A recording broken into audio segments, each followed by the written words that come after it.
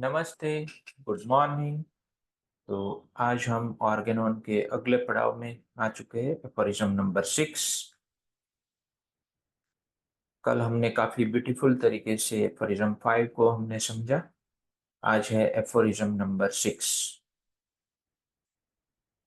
तो जर्नी हमारी चल रही है होम्योपैथिक हीलिंग आर्ट को कैसे हम अप्लाई कर सकते हैं, वो जर्नी का पार्ट चल रहा है। Aphorism number 6, the unprejudiced observer, well aware of the futility of the transcendental speculations which can receive no confirmation from experience।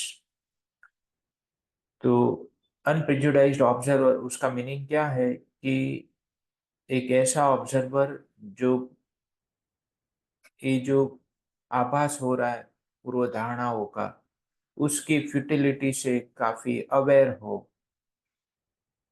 यानी कि वो अपने अंदर जो भी धारणाएं, जैसे पेशेंट आए और गंदा दिखता हो और इचिंग करता हो, तो फिजिशियन वो निर्धारित हो जाता है कि ये सल्फर पेशेंट है। फिर हिस्ट्री भी उसी तरीके से आपको मिलती है कि सल्फर आप प्रिस्क्राइब करें। लाइको भी उसी तरीके से हमने आगे एग्जांपल लिया था कि hot, thirstless, warm food desire, liver affections, then one can easily go with the lipo, but that is not the right way of prescription। तो वेल अवेयर, तो एक फिजिशियन कैसा होना चाहिए? अनप्रेजुडाइज्ड ऑब्जर्वर, कि जो उसके एक्सपीरियंस, अनुभव से कोई भी कंफर्मेशन ना मिले उसको। यानी कि जब भी हम केस टेकिंग करते हो तो हमें वो कंफर्मेशन ना मिलती हो कि भाई ये ऐसा ही है, तो हमें वो स्पेक्युलेटिव परसेप्शन हमारा आ रहा है, उसको हमें बॉयकॉट करना चाहिए। तो unprejudiced observer be his powers of penetration ever so great, भले ही हमारा कितना भी अच्छा पावर हो पेनिट्रेशन का, फिर भी हमारे सोचने की तरीका काफी डीपर हो, फिर भी we have to be unprejudiced observer. Takes note of nothing in every individual disease, हर एक इंडिविजुअल डिजीज में कुछ भी नोट नहीं करना है। तो जो हम जो सब परसेप्शन के बेस पे जो प्रैक्टिस करते हैं, उनमें काफी बच्चे जो नए जुड़ते हैं, वो डायरेक्टली वो परसेप्शन को उठाते हैं, फील करते हैं, और थोड़ी सी बात को काफी डीपर मीनिंग देके फिर वो उठा लेते हैं। लेकिन ये चीज, भले ही आपकी पर पेनिट्रेशन ऑफ पावर काफी हाई है, डीपर लेवल पे आप समझ रहे हैं केसेस को, लेकिन वो जो केसेस समझ रहे हैं, वो आप अपने टीचर्स, मेंटर्स जो काफी एक्सपीरियंस वाले हैं, उनकी अंडरस्टैंडिंग के हिसाब से वो सही है, क्योंकि उनके पास केसेस भी ऐसे ही जा रहे हैं। और जो लोग अभी अभी बिगिनर्स हैं, उनके पास केसेस कैसे आएंगे?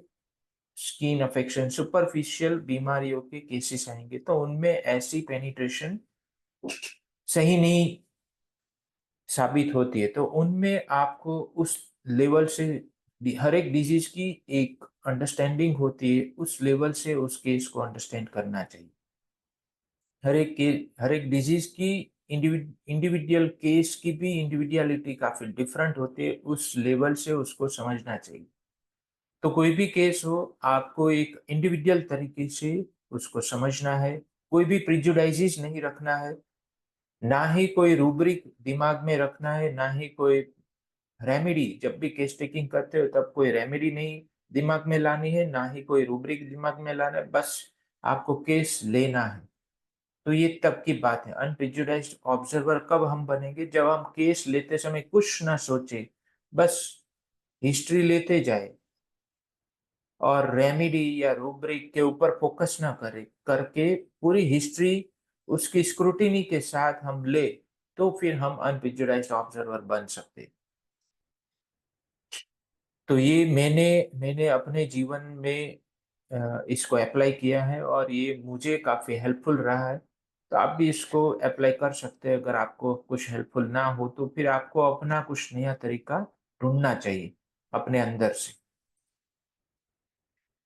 तो takes note of nothing in every individual disease, हर एक डिजीज में कुछ और नोट नहीं करना है, सिर्फ और सिर्फ आपको नोट करना है ओनली क्या चेंजेस आए हैं, एक्सेप्ट कौन सी चीज एक्सेप्ट यानी कि कौन सी चीज नॉट करनी है।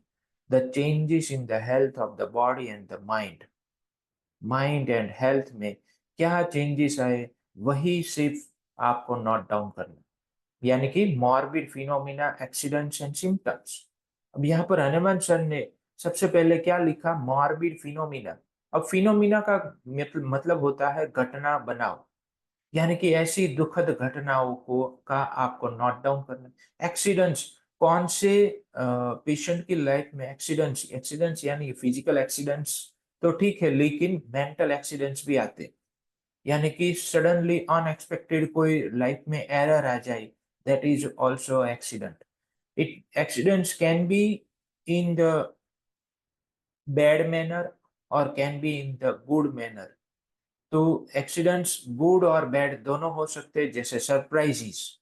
तो हमारे पास रूब्रिक है elements from surprises, elements from pleasant moment. तो ये एलिमेंट्स फ्रॉम जॉय, ये क्या है, ये भी एक तरीके का एक्सीडेंट है, लेकिन ये एक्सीडेंट हमें अच्छा फील करवाते, तो भी इससे बीमारियां होती। हमने मटेरिया से, रेपटरी से ये सब पढ़ा है। तो इसका मतलब ये होता है कि हमें सभी तरीके की, चाहे आपको अच्छा लगे कि बहुत अच्छा है, अभी कुछ दिन पहले मेरे पास आया था एक पेशेंट कि सर बहुत अच्छा है, बहुत अच्छा है, तो बीमारियां नहीं होनी चाहिए, यानी कि वो बहुत अच्छा भी उसको अफेक्ट कर रहा है, उसकी बॉडी को, उस वो अपने आप को संभाल नहीं पा रहे इतने हैवी इमोशंस को, तो इसीलिए बॉडी अफेक्ट हो रही है। The changes in the health of the body and the mind means morbid phenomena, accidents and symptoms जो बॉडी में दिख रहे हैं। तो सबसे आखिर में डिजीज के सिम्टम्स की बारी आती है, लेकिन सबसे पहले हनुमान सर ने लिखा है मॉर्बिड फिनोमिना, देन उसके बाद कौन कौन से एक्सीडेंट्स हुए, कौन कौन सी ऐसी दुखद या सुखद घटनाएं मिली जिससे जो अनएक्सपेक्टेड थी, और उसके बाद symptoms which can be perceived externally bye means of the senses, कि जिसको हम अपने सेंसेस के थ्रू एक्सटर्नली परसीव कर सकते, पेशेंट को देख के उनकी बातों और उनके चेहरे के हाव भाव से हमें समझना है कि वो क्या फील कर रहे हैं, किस बातों में क्या फील कर रहे हैं। That is to say, he notices only the deviations from the former healthy state of the now diseased individual। यानी कि उसको हम कह सकते हैं कि वो उतना ही नोटिस करेगा, he notices only the deviations। क्या, कि जो डेविएशन हुआ, जो डिरेंजमेंट हुई from the former healthy state, पहले जो अच्छा खासा था उसमें से कैसे डिजीज इंडिविजुअल बना, और उस इंडिविजुअल डिजीज इंडिविजुअल बनने में कौन से डिरेंजमेंट है, डेविएशन है, सिर्फ वही नोटिस करना है। लेकिन आजकल केस टेकिंग में सिर्फ बस चिप कंप्लेन ले लेते हैं, बाकी फिजिकल जनरल्स और मोटा मोटा सा माइंड में एंग्री, एंजाइटी, ये सब ले लेते हैं और बात खत्म हो जाती है। लेकिन माय डियर फ्रेंड्स, ये इस तरीके से नहीं है। हमें हर एक मॉर्बिड फिनोमिना, एक्सीडेंट्स और सिम्टम्स के पीछे जाना है, which are felt by the patient himself। अब ये जो मॉर्बिड फिनोमिना, एक्सीडेंट्स और या सिम्टम्स है, वो पेशेंट खुद फेल्ट करेगा and remarked by those around him, और आजू बाजू वाले लोग भी उसको रिमार्क करेंगे कि ये घटना हुई थी, फिर बाद में ये ऐसा बीमार पड़ने लगा। And observe by the physician, physician के द्वारा ऑब्जर्व होगा। All these perceptible signs represent the disease in its wall extent। ये सभी जो perceptible sign है, perceptible sign, observable sign नहीं लिखा है हनुमान सर ने, परसीव होनी चाहिए हमें, वो फीलिंग पेशेंट की परसेप्टिबल होनी चाहिए। ये सब परसेप्टिबल साइंस डिजीज को रिप्रेजेंट करते हैं इन इट्स वॉल एक्सटेंट, पूरी पूरी एक्सटेंट में ये बीमारी को हमें बताती है। That is together they form the true and only conceivable portrait of the disease. ये सब मिलके एक पूरी पूरी कंप्लीट पिक्चर बनाती है डिजीज की। इसमें है एक footnote number 2, I know not therefore I know not therefore how it possible for the physicians at the sick bed to allow themselves to suppose that without most carefully attending to the symptoms and being guided by them in the treatment, they ought to seek and could discover only in the hidden and unknown interior what there was to be cured in the disease, arrogantly and ludicrously pretending that they could, without paying much attention to the symptoms, discover the alteration that had occurred in the invisible interior and set it to the rights with unknown medicines, and that such a procedure as this could alone be called radical and rational treatment. कि I know not, मुझे पता ही नहीं है, therefore इसीलिए मुझे पता नहीं है कि कोई भी फिजिशियन ये कैसे, it how it was possible for physician के लिए कैसे ये सक्षम हो सकता है कि जब वो पेशेंट को देखे, सिक बेड पेशेंट को देखे, टू अलाउ देमसेल्व्स और अपने आप को अलाउ कर दे, ये सपोज करने के लिए, धारने के लिए कि without most carefully attending to the physician to the symptoms and being guided by them in the treatment, कि पेशेंट के सिम्टम्स को, मॉर्बिड फिनोमिना, एक्सीडेंट्स को ध्यान दिए बगैर, उसके द्वारा ट्रीटमेंट में गाइडेड हुए बगैर, they ought to seek and could discover, वो लोग डिस्कवर करना चाहते, डूबना चाहते उस डिस्कवरी में, only in the जो काफी इंटीरियर में है, अननोन, वो पेशेंट का अनकॉन्शियस पार्ट है। अगर हम स्पिरिचुअलिटी से देखें तो conscious, subconscious and unconscious part होते, तो उसमें से जो अनकॉन्शियस पार्ट है वो हमारी डिजीजेस को क्रिएट कर रहा है। तो वो अनकॉन्शियस, उतना अनकॉन्शियस है पेशेंट के इंटीरियर में जो हमें बताएगा ही नहीं। वो वो सिर्फ उसमें है, उसको डिस्कवर कर सकता है बिना इसको ध्यान दिए बगैर, वो उसको डिस्कवर कर सकता है और उसमें डूब चुका है। ऐसा कैसे वो अपने आप को धार लेता है? What there was to be cured in diseases means कि डिजीजेज में क्या करना है वो तो इस इंटीरियर में पड़ा हुआ है, वो अनकॉन्शियस पार्ट है patient. And arrogantly and ludicrously pretending, और एकदम हम कह सकते हैं कि उद्धताई के साथ और मूर्खामी तरीके से, ल्यूडिक्रियसली मीन्स मूर्खामी तरीके से, प्रिटेंड कर रहा है यानी कि दिखाव कर रहा है,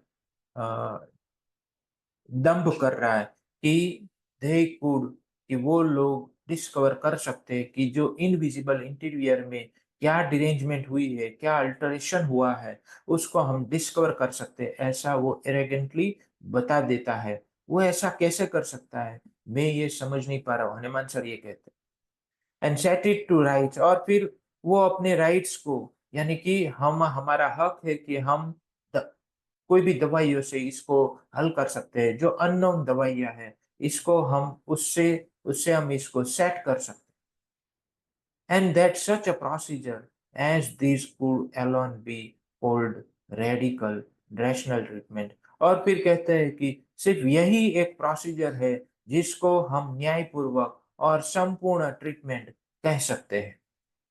और न्याय तालिका में ये सब फिर इंक्लूड भी कर दिया अब, कि ये यही ट्रीटमेंट जो अभी जो कन्वेंशनल मेडिसिन की जो ट्रीटमेंट चल रही है, और वो सर्व जगह, सब जगह पे मान्य रखते हैं। लेकिन और कोई ट्रीटमेंट को कहीं पर मान्यता उतनी नहीं दी जाती जितनी इसको इसको ऑथेंटिसिटी दी जा रही। लेकिन वो लोग अभी उस इनविजिबल इंटीरियर में पहुंच नहीं पाए हैं। फिर भी वो कहते हैं कि हमने अंदरूनी जांच कर ली, हम क्रोमोसोम तक पहुंच गए, लेकिन क्रोमोसोम को भी कंट्रोल कौन करता है वो उसको नहीं पता।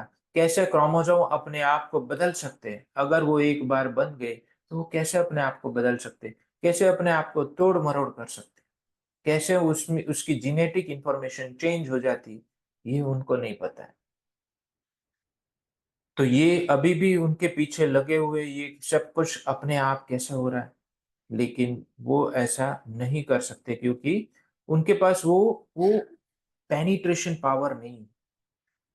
आगे है कि इज़ नॉट देन, ये प्रश्न पूछते हैं। पहले तो उन्होंने समझाया, हमें बोला कि मुझे ये पता ही नहीं कि एक फिजिशियन बिना ऐसा ऐसा उस मॉर्बिड फिनोमिना, एक्सीडेंट्स और उसको जाँचे बगैर वो कैसे कह सकता है कि उसने पूरी बात जान ली, और कैसे कह सकता है कि वो अब अननोन मेडिसिन से उसको ट्रीट कर सकता है, और फिर ये बोलते हैं कि भाई ये तो एक रैशनल मेडिसिन है।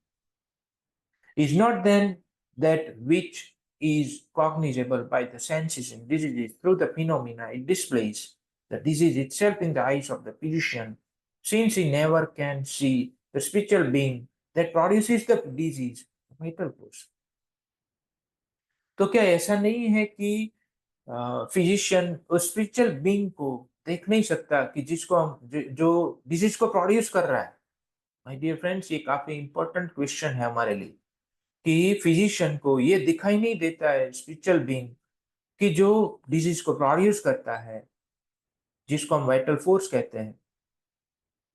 तो क्या इसीलिए तो ऐसा नहीं है कि जो उसकी आंखों में डिजीज दिख रहा है सिर्फ उसी को वो डिजीज मान रहा है, कि उसकी जो फिनोमिना डिस्प्ले कर रहा है डिजीज का, जिस फिनोमिना से वो डिस्प्ले कर रहा है डिजीज, हमारे सेंसेस के द्वारा कॉग्निजेबल है। तो क्या ये ऐसा नहीं है कि फिजिशियन इसको देख नहीं पा रहा है इसीलिए ऐसा कर रहा है? Nor is it necessary that that he should see it, but only that he should ascertain it's morbid symptoms. तो क्या ऐसा भी नहीं है कि ये जरूरी है कि भले ही वो देख ना पाए, लेकिन वो उसकी मॉर्बिड एक्शन को एसरटेन कर सकता है, हम उसकी एक्शन को ले सकते हैं, उसको पा सकते हैं, उसकी मॉर्बिड एक्शन को हम पा सकते हैं। In order that he may thereby be enabled to cure the disease, कि जी और इसकी वजह से वो सक्षम हो जाता है डिजीज को क्योर करने के लिए। अगर वो मॉर्बिड एक्शन को पा ले कि क्या है मॉर्बिड, तो वो डिजीज को क्योर करने में सक्षम हो जाता है। What else will the old school search for in the hidden interior of the organism? Old school What else will the old school search for the hidden interior of the organism as a prima causa morbi, whilst they reject as an object of cure and contemptuously despise the sensible and manifest representation of the disease, the symptoms that so plainly address themselves to us? कि allopathy जो old school है वो क्या search कर रही, क्या और क्या सर्च करना चाहती hidden interior of the organism में, और क्या वो छानबीन करना चाहती, और क्या छानबीन करेगी? भविष्य की बात कर ली है हनुमान सिंह कि और क्या छानबीन करेगी इससे ज्यादा, कि जो प्राइमा कोजा मॉर्बी जिसको वो कहते हैं, वो primary cause of the disease, उस उसके बारे में वो क्या हिडन इंटीरियर में छानबीन कर सकती है, क्योंकि वो तो स्पिरिचुअल है, वो दिखता नहीं है, वो वाइटल फोर्स में डिरेंजमेंट है। जबकि जबकि वो ऑब्जेक्ट ऑफ क्योर को रिजेक्ट कर रहे हैं, कि वो नहीं देख पा रहे कि उसका ऑब्जेक्ट क्योर होना चाहिए। फिर क्योर करने के लिए उसको क्या चाहिए, अगर उसके पीछे छानबीन करेंगे तो वो सही रास्ते पर आ सकते एंड कंटिन्यूअसली, और फिर वो एक उद्धताई के साथ वो तिरस्कृत करते हैं जो सेंसिबल मैनिफेस्टेशन जो आज आती है, डिजीज की रिप्रेजेंटेशन आती है, उसको रिजेक्ट कर देते हैं, डिस्पाइस करते हैं कि वो नहीं चाहिए, तुझे कैसा दर्द है उससे मुझे कोई फर्क नहीं पड़ता। अच्छा दर्द है, फिर वो एग्जामिनेशन करेंगे, फलाना ढिकना रिपोर्ट्स करवाएंगे। पेशेंट क्या कहना चाहते हैं उससे कोई मतलब नहीं है उन लोगों को, ओल्ड स्कूल का। कैसे सिम्टम्स है दैट सो प्लेनली, पेशेंट अगर अगर हम कभी कभी हॉस्पिटल में देखें तो पेशेंट वो दर्द के मारे एकदम टॉसिंग अबाउट करता है, जैसे रिनल स्टोन का पेन होता है, तो उसमें कैसे पेशेंट अपेंडिसाइटिस का पेन, वो पेशेंट ऐसे टोजिंग करते रहते हैं, लेकिन उस फिजिशियन को कोई कोई फर्क नहीं पड़ता उन चीजों से, बस वो दर्द है, बस ये दवाई दे दो दर्द की। कैसे कैसे रिप्रेजेंट हो रहा है दर्द के साथ, जैसे होम्योपैथी में काफी ये ब्यूटीफुली रिप्रेजेंटेशन है कि अगर दर्द के साथ वो पेशेंट बेंडिंग डबल हो जाए तो कौन सी दवाई आती है, अगर सीधा सोता रहे तो कौन सी दवाई है, टॉसिंग अबाउट में कौन सी दवाई है। तो हमारे पास डिफरेंट तरीके के पिक्चर है हर एक केस के। तो ये होती है इंडिविजुअलिटी, ये होता है डिसीज पिक्चर, जिसका मतलब है कि क्योंकि अंदर डिरेंजमेंट है, वो तो दिखने वाला नहीं, लेकिन हमारे पास रिप्रेजेंटेशन क्या आता है। कोई पेशेंट बार-बार डरता हो किस चीज़ से, तो वो भी एक डिसीज़ का रिप्रेजेंटेशन। कोई पेशेंट अपने आप को बचाता है कि कहीं मेरे साथ ये ना हो जाए, कहीं मेरे साथ वो ना हो जाए, तो ये भी एक डिसीज़ का पिक्चर होता है, मेंटल लेवल पे। तो वो भी हमें ध्यान में रखना है। सिम्पटम्स जो so that so plainly address themselves to us, कि ये जो सिम्पटम्स डिजीज़ेज़ के आ रहे हैं हमारे पास, काफ़ी प्लेन तरीके से वो हमको एड्रेस कर रहे हैं कि भाई मुझे ये दवाई दो। लेकिन लेकिन ऑल स्कूल में ऐसा नहीं है। What else do they wish to cure in disease but this? और इसके अलावा और क्या वो विश करता और क्या इच्छते हैं, उसकी क्या इच्छा है उन लोगों की क्योर करने में, डिजीज़ को क्योर करने में, और क्या इच्छा है? इसी की इच्छा है कि हम कुछ प्राइमरी कोज़ को ढूँढ लें, कोई बैक्टीरिया, वायरस को ढूँढ लें और बीमारी को सही करें। या फिर कोई ऐसी प्रोसेस को ढूँढ लें कि इसमें कैल्शियम बढ़ जाता है, इसमें ये पोटेशियम बढ़ रहा है, इसमें सोडियम बढ़ रहा है। कुछ ऐसा ढूँढ लें जिससे हमारा काम हो जाए आसान, ऐसी बात है। लेकिन बीमारियाँ ऐसी नहीं है, बीमारियाँ स्पिरिचुअल है। तो स्पिरिचुअल बीइंग जो इसको प्रोड्यूस कर रहा है, उसी से ही प्रोड्यूस हुई है बीमारी। तो हम उसको स्पिरिचुअल तरीके से ही इसको हल कर सकते हैं। तो आज के लिए इतना ही। Thank you, goodbye, take care, love you all.